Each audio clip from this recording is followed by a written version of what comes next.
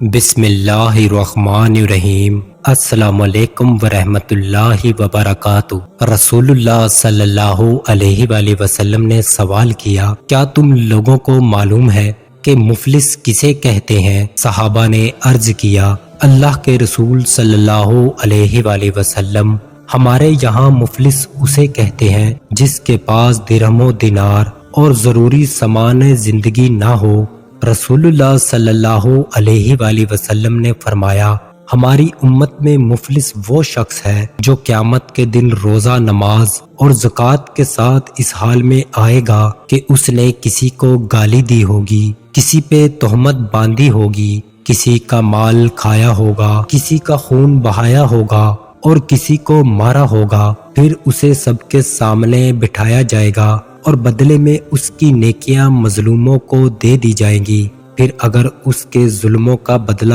پورا ہونے سے پہلے اس کی نیکیاں ختم ہو جائیں گی تو مظلوموں کے گناہ لے کر اس پر رکھ دیے جائیں گے اور اسے جہنم میں ڈال دیا جائے گا۔ رسول اللہ صلی اللہ علیہ وآلہ وسلم نے فرمایا، قیامت کے دن لوگوں کی 3 پیشیاں ہوں گی۔ 2 بار کی پیشی میں بحث و تکرار اور عذر و بہانے ہوں گے، اور تیسری بار ان لوگوں کے اعمال نامے ان کے ہاتھوں میں اڑ رہے ہوں گے تو کوئی اسے اپنے داہنے ہاتھ میں پکڑے ہوگا اور کوئی بائیں ہاتھ میں